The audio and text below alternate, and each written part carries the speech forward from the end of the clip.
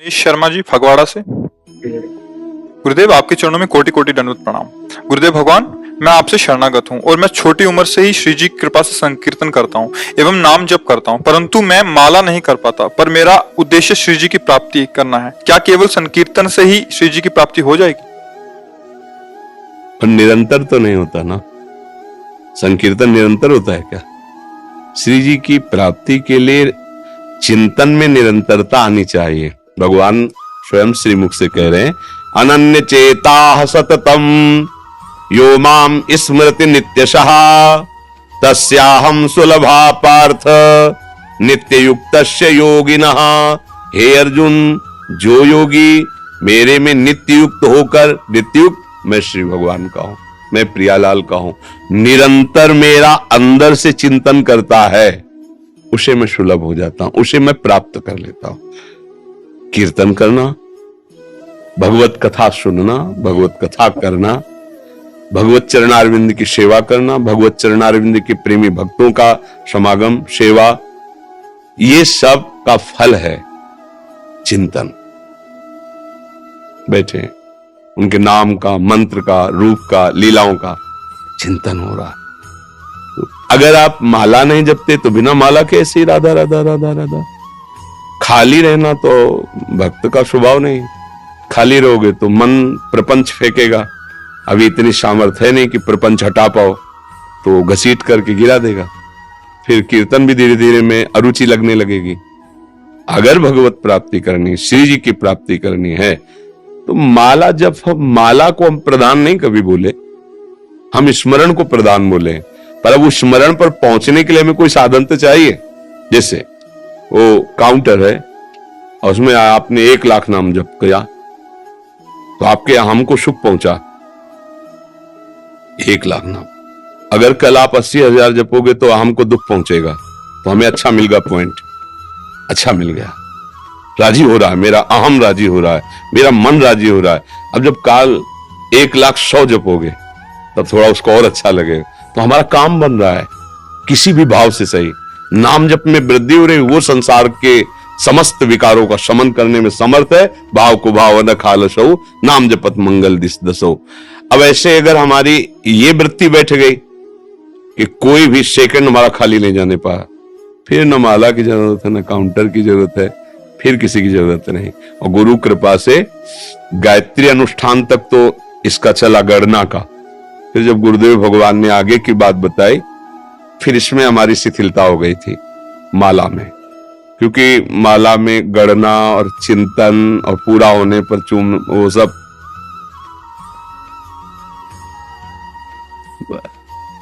चल रहा है। एक क्षण भी जीवन का उद्देश्य बना लिया, एक क्षण भी भगवत विस्मरण नहीं होना। अगर हम बात करते तो हमें भगवत विस्मरण होने लगता। शुरुआत की अभ्यास तो जिससे बात करते उसके चेहरे पर नाम लिखने लगते हैं। जी हाँ, वो समझ रहा है, मुझे एकाग्रता पूर्वक देख रहे हैं। हम उसके चेहरे को तो देख रहे हैं लेकिन चेहरे को नहीं देख रहे। बात तुमसे कर रहे हैं और नाम लिख रहे हैं तुम्हारे दिमाग में, तुम्हारे माथे पे, तुम्हारे पूरे चेहरे में नाम। आधा घंटा बात की, 1 सेकंड भी विस्मरण नहीं हुआ। अभ्यास, हर जगह अभ्यास। साउंड बज रहा है, में बहुत विक्षेप होता है। जब साउंड बजता तो अंदर की सुनने में, इसमें विक्षेप होता है। कमजोर नहीं रहना, जहां साउंड बजे वहीं खड़े होके ऐसा अभ्यास बना कि जितनी जोर साउंड उतनी जोर अंदर से मंत्र। हर जगह भूखे रहने पर भजन में अरुचि होने लगती। कई कई दिन भूखे रह के, छक के पाने पर प्रमाद आने की संभावना रहती है। खूब अच्छे से पाके, भूखे रहकर, पाकर, सर्दी गर्मी, समाज में, एकांत में, हर जगह अभ्यास फिट। नाम जब हमारा नहीं छूटेगा, भगवत प्राप्ति हो गई। उसमें कोई अलग से थोड़ी करना पड़ता है, समझ रहे ना। अब हम माला ना माला इस पर नहीं, हम इस एक एक क्षण, एक एक श्वास खाली नहीं जानी चाहिए। चाहे माला से करो, चाहे काउंटर से करो, चाहे ऐसे ही करो। वो तुम्हारी बेईमानी करोगे, आप अपने लिए करोगे। मतलब नहीं, हम तो दिन भर जैसे किसी से 24 घंटे भजन करते, बेईमानी है। अब अगर हमसे पूछा जाए कि आप खुलकर बोलो 24 घंटे भजन करते हो, तो हम रुक जाएंगे कि अब ये निर्णय तो हमारे गुरुजी और श्री जी बताएंगे। क्योंकि कहां चूक हो रही है, कितने सेकंड विस्मृत हो गया, ये तो श्री जी जाने ना। अब हम तो सावधानी पूर्वक चल ही रहे, पर हम अब भी ये नहीं कह सकते कि नहीं कह सकते। अगर चूक हो रही तो मालिक देखें, स्वामी देखे, गुरुदेव। प्रयास हमारा यही है कि एक सेकंड भी चूक नहीं होने देंगे, खाते पीते उठते बैठते चलते फिरते। और लोग कह देते हैं हम तो 24 घंटे भजन करते हैं। 24 घंटे भजन? एक दिन करके देखो 24 घंटे भजन। एक दिन केवल 24 घंटे भजन करके देखो, फिर हमें बताओ कैसा लगता है। 24 घंटे बैठने नहीं देगा ये मन, वो चीज है। 24 घंटे आप देखो ले, 24 घंटे कोई बहुत होता है? आप प्रयास करके देखो, 24 घंटे एक नाम राधा राधा राधा राधा राधा राधा राधा राधा करके देखो, आप होश उड़ा देगा। 24 घंटे में होश उड़ा देगा मन। बात करना एक अलग बात होती है, आप बैठ के तो देखो, आप करके तो देखो। पर सब काम करते हुए, खाते पीते उठते बैठ 24 घंटे भजन का प्रयास, ये भगवत प्राप्ति करेगा। चाहे माला से करो, चाहे काउंटर से करो, चाहे गा के करो, रो के करो, कैसे भी करो। समझ रहे ना हमारी बात? नितेश सिंह जी दिल्ली से। गुरुदेव आपके चरणों में कोटि कोटि प्रणाम। गुरुदेव भगवान, आपने एकांतिक वार्तालाप में बताया था कि कलयुग में मानसिक सोच से अपराध नहीं बनता, क्रिया से बनता है। और एक सत्संग में सुना था कि श्री नाभा जी कबीर साहब के बारे में बता रहे हैं कि बस इतना सोचा कि ये निर्गुण संत है तो नहीं, ऐसा सोचा नहीं था, बोला था। वाणी से क्रिया बनी थी। नाभा जी ने जो हरिराम व्यास जी का चरित्र लिखा, हरिराम व्यास जी के, कि हरिराम व्यास जी ने सभा में कहा था कि कबीरदास जी तो निर्गुणिया संत हैं, क्योंकि प्रिया प्रीतम का एकांतिक विलास हो तो ऐसा कि वो तो बस उसी से लीला बंद हो गई थी। मन में सोच आ जाने से नहीं हो। कलिकर एक पुनीत प्रतापा, मानस पुण्य होई और नहीं पापा। पर कलयुग का प्रभाव ही इतना है कि मन में अगर पाप चलेगा तो क्रियाओं को तुम रोक नहीं पाओगे, इतनी सामर्थ्य नहीं है, वो क्रिया में उतार देगा। इसलिए उचित यही है कि मन अपना जाल ना बिछा पावे और हम उसको काटते रहें। तो उसके लिए नाम जप है। वो जाल बिछा रहा है गंदगी को, हम राधा राधा राधा, हर जाल उसका कट रहा है, वो तुम्हें फंसा नहीं पाएगा। समझ रहे ना? और महापुरुषों से कोई चूक नहीं होती, वो तो हमारी शिक्षा के लिए ऐसा कि हम किसी संत को ये मान करके कि अमुक संप्रदाय के हैं या अमुक भजन करने वाले, वो हमारी रस को क्या जाने, ऐसा नहीं है। एक ऊंचाई है जहां पर पहुंचने पर सब कुछ एक ही अनुभव होता है। ऊंचा नीचा तो नीचे होता है, और जब ऊंचाई पर होते हैं तो सब एक जैसा ही नजर आता है। तो जब वो भक्ति की ऊंचाई पहुंचती है तो वहां एक ही रस का अनुभव हो जाता है। जब प्रभु का अनुभव हो गया तो प्रभु ही तो सब रस हैं, सब रूप हैं, सब कुछ है, बकाया क्या रह गया?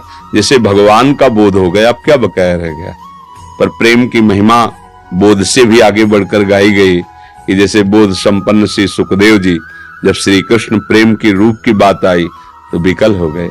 जनक जी बोध संपन्न जब सियाराम के रूप तो विकल हो गए। प्रेम विकलता ऐसी जो बोध संपन्न ज्ञानियों को भी विकल कर दे, इसलिए प्रेम की विशेष महिमा गाई गई। पर ज्ञानी जन भी तो आत्म प्रेम को ही प्राप्त होते हैं। आत्मरति, कृष्ण रति, आत्मरति तो कृष्ण है, आत्मा, आत्मा ही कृष्ण है। जब ऊंचाई पर पहुंचे तो बात एक ही रह जाती है। इसलिए वो महापुरुष जन हमें उपदेश देने के लिए आचरण करते हैं, बकाया उनमें कोई त्रुटि नहीं होती कि उनका मन कुछ गलत सोचता है, ऐसा नहीं। जिनके मन में लीला चल रही प्रिया प्रीतम की, वहां गलत सोच का कोई पॉइंट ही नहीं रह जाता है। वो तो कभी कभी महापुरुष जन ऐसी लीला करते हैं जिससे हम साधक जन ऐसी कोई त्रुटि ना होने पाए, हम किसी भी महापुरुष की अपने उपासना का पक्ष लेके अवहेलना न कर दें। अगर अवहेलना करते हैं तो हमारी ही उपासना ढक जाएगी, रुक जाएगी, हमको हमारे आराध्य देव का सुख नहीं मिल पाएगा, ये संकेत किया जाता है। मानसिक अगर पाप लगे तो बड़ी दुर्गति हो जाए, क्योंकि इतना मलिन मन है ना, वो क्या क्या सोचता रहता है, क्या क्या, पर वो सोचता रहेगा तो फिर क्रियाओं में उतार देगा। इसलिए उसकी सोच को ही मिटाना है। तभी तो हम सत्संग सुने, शास्त्र स्वाध्याय करें, अच्छे लोगों का संग करें, अच्छा भोजन करें और नाम चिंतन करें, जिससे हमारे विचार अच्छे हो, हमारे सोच अच्छे हो, हमारी सोच बदले। तभी तो हमारे सत्संग का प्रभाव, अगर सोच गंदी रही तो फिर क्रियाओं को तुम रोक थोड़ी पाओगे, कितनी देर रोक पाओगे? सोचते सोचते तदाकार होगे और क्रियाएं हो जाएंगी। कोई इतना तप बल थोड़ी कि सोच अलग चल रहा है और क्रियाएं आपकी पवित्र हो रही, नहीं, सोच ही आपको क्रियाओं में, जैसा आप सोचोगे वैसा बन जाओगे, जैसा बनना है वैसा सोच करो, वैसे सोचो। अगर आप भागवतिक बनना चाहते तो सोच भागवतिक बनाओ। विषयी सोच करोगे तो आप बार बार कहते रहोगे कि चाहता तो हूं पर भजन नहीं होता, चाहता हूं तो हूं पर मैं रोक नहीं पाता, क्योंकि सोच नहीं बदली ना, स्वभाव नहीं बदला, क्रियाएं नहीं बदली, सोच नहीं बदली, तो तुम साधक कहां, परमार्थ के पथिक कहां, समझ रहे ना। खुशबू शर्मा जी जयपुर से। सही वंश। गुरुदेव प्रणाम। गुरुदेव, मैं राधा रमन जी को रोज डायरी में पत्र लिखती थी। एक दिन गुरुदेव की आज्ञा से डायरी को यमुना जी में बहा दिया। अब गुरुदेव धाम पधार चुके हैं। अब वापस मेरे मन में ये भाव आता है कि मैं फिर से वही चालू करूं। महाराज जी मेरे को मार्गदर्शन करें। क्या मैं राधा रमन जी को अपने भाव लिखते थे डायरी में ऐसे रोज के रोज। काहे को बाहिर्मुख हो रहे हो? अपने हृदय की बात को लिखने की जरूरत क्या है? हृदयेश्वर हृदय में बैठे सीधे प्रार्थना करो, सीधे निवेदन करो। अगर अपने अनुभव की बात है तो अहंकार लिखा रहा है, क्योंकि मालिक जिनसे हम प्यार करते हैं वो हमारे हृदय की बात जाने, दूसरा जान ही न पावे, प्रेमी का तो स्वभाव होता है। लिखा पढ़ी की जरूरत क्या है? जो बड़े बड़े महापुरुष हुए वो अपने हृदय की सिद्धांत की स्फुरणाएं इसलिए लिख दिए कि आगामी आने वाले साधकों को पता चले कि साधक का क्या कर्तव्य है और क्या स्थिति होती है, इसलिए वो लिख दिए। अपने लोग तो ना उस कोटि के हैं कि जगत मंगल होगा हमारे लेखन से, तो हमको जरूरत क्या है? दिल दे दिया दिलवर को, अब दिलवर से बातें शुरू, वो दूसरा जान न पाए, यही प्रेम का स्वरूप है। लिखने पढ़ने की जरूरत क्या है? बिना लिखे पढ़े सब हो रहा है। तो अपने प्यारे से राधा रमण से बात करो, उनके अनुभव की बात लिखने की जरूरत क्या है? क्या अपने किसी प्रीतम की बात कोई लिख करके जाता है क्या? आप जिससे प्यार करते हैं, क्या बात अगर वो कहना भी चाहे तो आप मुंह पे हाथ रख देंगे? वो कहना भी चाहे कि हमें कितना प्यार करते हैं तो आप ऐसे रख देंगे? ये हमारी आपकी पर्सनल बात है, ये तो ऐसे ही राधा रमण जी को अच्छा नहीं लगेगा यदि आप उनके प्रेम की बात को लिखोगे। वो महापुरुषों का होता है वो अपनी कोई बात लिखते हैं जिससे उनके शरणागत जन या उनके अनुगामी जन उनकी बात को समझकर समझे कि मार्ग क्या है, स्थिति क्या है, कैसे कैसे भाव आते हैं। अपने लोग उस कोट के तो है नहीं ना, तो अपने भाव को छिपाएं, छपाएं नहीं और प्रभु से प्रेम करें। प्रेम हमारा बढ़ता जाए और हम उन्हीं में मिल जाएं, धूल दूसरित होकर उन्हीं की चरण रज बन जाएं। हमारा यही भाव होना चाहिए। कुछ भक्तों ने आपके श्रीमुख से नाम चाहा महाराज। तो राधा वल्लभ श्री हरिवंश राधा राधा जपते आपको जो गुरु जी ने दिया हो, जो प्रिय नाम लगे, सब नाम सामर्थ्यवान है, सब तारने में समर्थ हैं। खूब रुचि पूर्वक नाम जप करो। रुचि ना हो तो भी, जैसे जहर है ना, श्रद्धा से खा लो, जबरदस्ती खावा दे कोई या धोखे से खा लो तो वो उसका काम होगा मारना। अमृत है ना, श्रद्धा से पी लो, कोई जबरदस्ती पिला दे या धोखे से पी जाओ, उसका काम है अमर करना। ऐसे ही नाम का काम है तार देना, पाप का नाश करके सुखी कर देना। चाहे श्रद्धा से जपो, चाहे जबरदस्ती जपो, चाहे कोई तुम्हें जबरदस्ती जपवाए, कीर्तन कराए। हम नहीं जप रहे, सुनाई दे रहा राधा राधा राधा, तो जो जपने का फल है वही सुनने का फल है। ये परम कल्याण कर ही देगा। ये विद्यालय के समस्त जो है, जो हमारे पूर्व छात्र जो है बाबू भास्करानंद जी की है, ये हम लोगों के समस्त जो मतलब समाज में जिन्होंने कुछ समाज के लिए किया है, उनके लिए हम लोग विद्यालय की तरफ से हमें बहुत अच्छा लगा कि आप उधर से आए। सुना है आप, हम आपके निवास पे भी होके आए, अभी घर भी गए, भैया से भी मुलाकात। था छोटा सा एक प्रश्न था कि क्या श्रीमद् भगवद गीता को अपना गुरु बनाया जाता है? बिल्कुल बिल्कुल, वो तो गुरु वाणी है, साक्षात श्री कृष्ण वांग। मुझे अपने अभी तक अपने जीवन में काफी प्रश्न हमको मिल गए। आप भगवद गीता जी को तो गुरु स्वरूप है। वंदे कृष्णम जगत गुरु, उनकी वाणी, गुरु की वाणी ही गुरु स्वरूप होती है ना। राधा